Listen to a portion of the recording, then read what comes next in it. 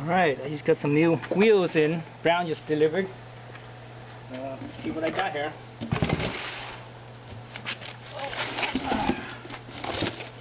So we got some Kosei.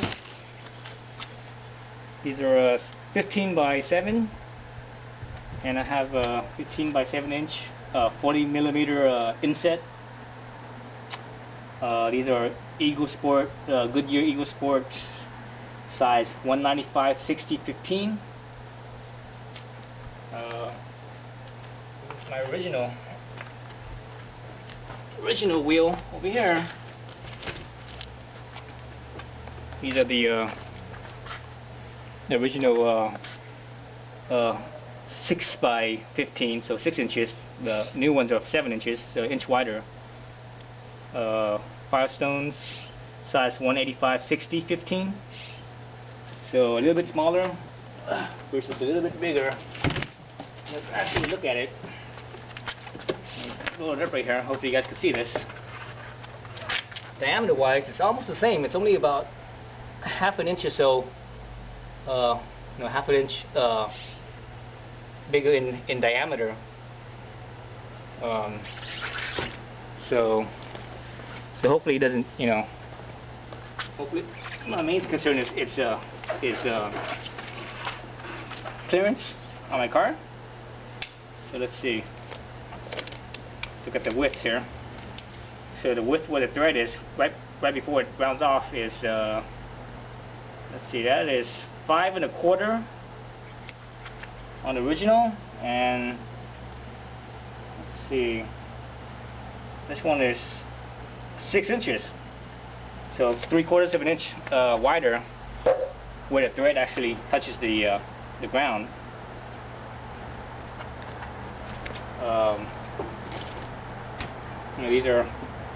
These are T-rated tires, and this is the V-rated tire. I got this particular tire because it was actually the lightest one for this particular size.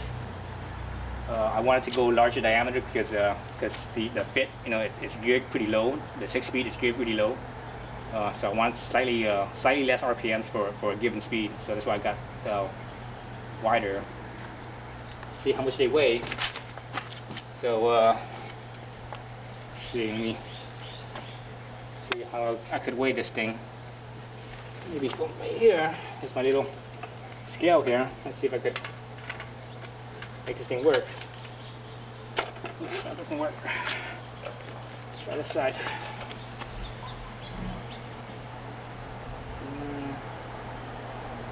Zero out.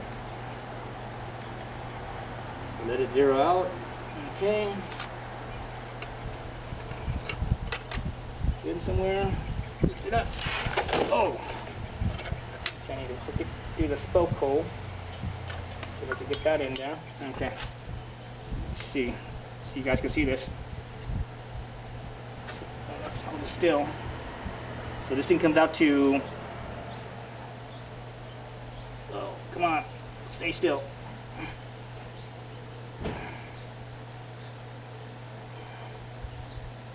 Wow. Having a hard time holding it still. Let's see.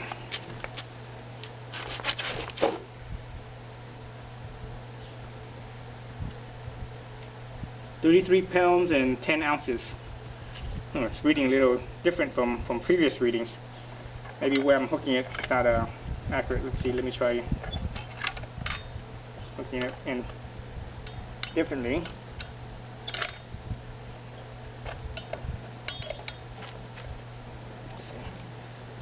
Key thing to this is just holding it still. Oh, it comes out to be about the same. 33 and... Wow, this one's really off. 30. Showing 30, so the reading is off. Let's see, let me try hooking it in somewhere else. Somewhere I can keep this thing straight.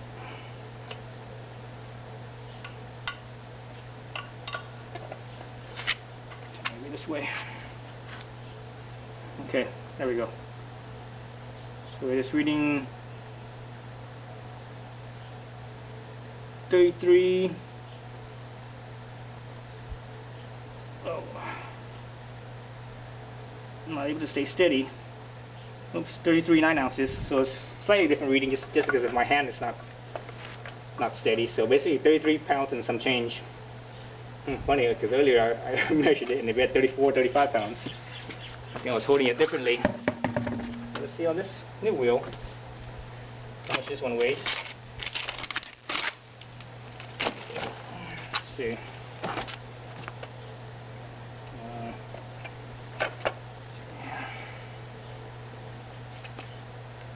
This one shows 28.9,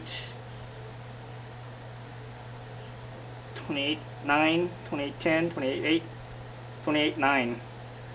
So 28, 29, 30, 31, 32, 33. So about 5 pounds lighter. So the main weight difference is the rim.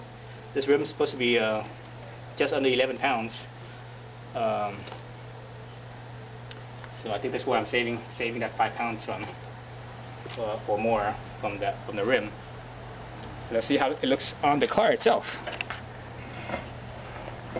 Okay, so I put this on my 2015 Fit. So that's how it looks on the car. Alright, looks pretty good. So the main reason I went with these wheels are the weight and the cost. You know, lighter weight means it's a little bit more efficient.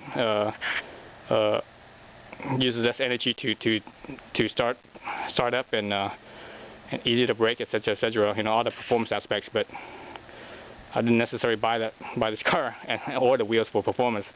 I got it for efficiency. That's not a hybrid, but it does get hybrid fuel mileage. So that's how it looks with the steel wheels. Wheel cover off. So one thing, because of the width of that rim, and you see the difference. I'm going to show you here. If you look at the say from the side point of view and look at where the tires come out, so stock, you can actually see it. You know, it's actually right. You actually see the rim being, or the wheel being, for the most part, inside the fender. Well, this one is pretty almost flush with the fender, still slightly inside.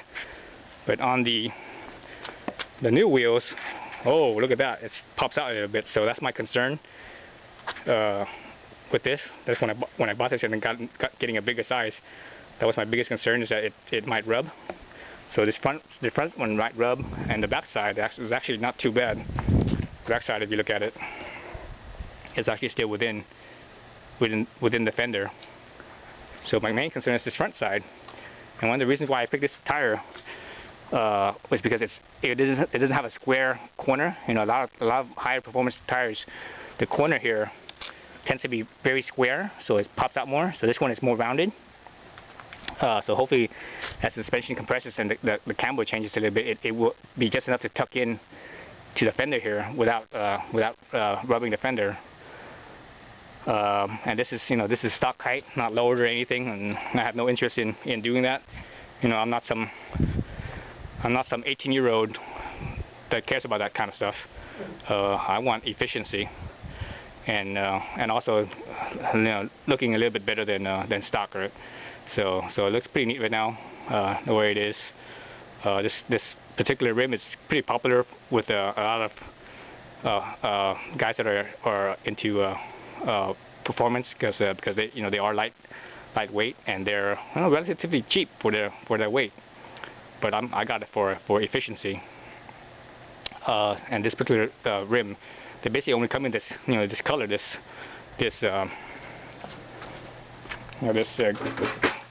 gray color. I guess it's kind of like a gunmetal gray, but it's actually not very dark.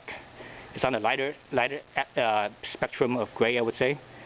So that's cool right there. I usually prefer silver color wheels because I'm not the most careful driver. So sometimes I will scrape against the curb on the lip of my rim here, and with silver wheels, when that gets scratched up, you don't hardly notice it. But with because the metal itself is when it gets scratched up, it has a silver color as well. but this is, this is gonna, it's gonna pop out more if it does get scratched. The other reason why I like this tire, besides the weight and that it's rounded, it's more rounded at the corner here. You can actually see how rounded it is here. It's not, it's not square like a lot of high performance tires are. This is a V-rated tire, so this, it's a higher speed tire. So the other thing I like is that usually with better higher performance tires, they have this little thing right here. It's called a rim protector or lip protector. So it comes out a little bit and basically protects the lip of the rim from getting scraped up when when you rub against the curb.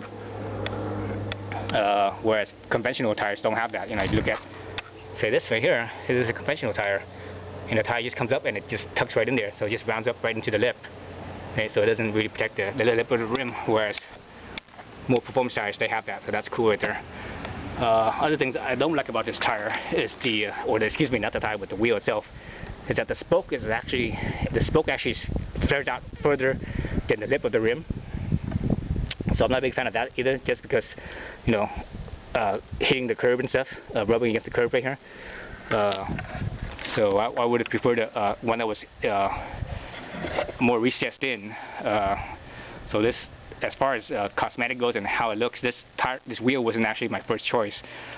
This was actually my third choice, I think it was. But there was more factors than just cosmetics. It was also efficiency. So I wanted something really light and relatively cheap. All the other lighter tires are more expensive. You get a forged wheel for $425 at Tire Rack. Well, this wheel only costs $144, and these are Kosei's.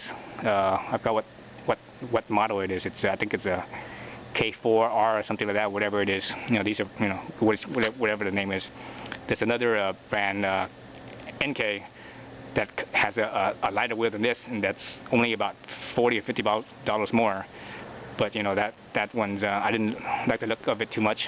It was basically the bottom of my choice as far as cosmetics goes, and this is second to the bottom. But well, actually, this is not second to the bottom. This is probably my second choice cosmetically. That forged wheel that I mentioned, it's a little bit lighter than this one, but it's it's a lot more expensive. But it has to have different spoke pattern. It has the mesh style split rim, or excuse me, split spoke mesh pattern. I don't really like those. Those look good with larger wheels, but this is a 15-inch. So anytime when you have a lot of spokes, and the spoke length here is shorter, it doesn't look as nice as less spokes when this length is shorter. So this is actually a 9-spoke wheel. So I like I like odd number spokes. I think they look a little bit better than even numbers. And I prefer less. I would prefer a 5-spoke or a 7-spoke, but this is a 9-spoke. Basically my choice.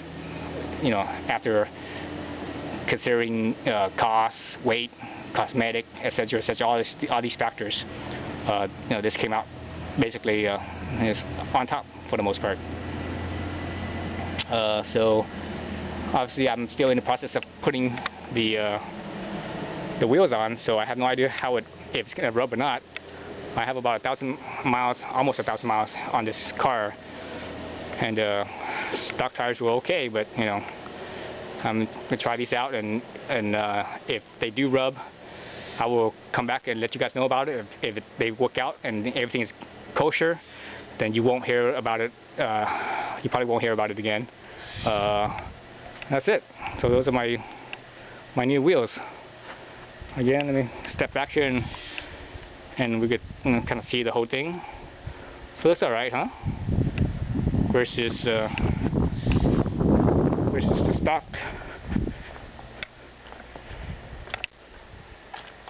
This is the stock setup there.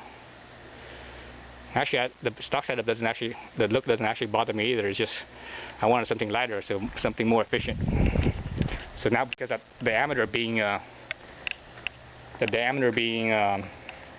larger than stock, I estimate that in 6th gear in 6th gear at about 50 miles an hour, my speedometer will reach 50, but the actual, with this bigger diameter wheels, the actual will be probably about 3 miles an hour faster is my guesstimate.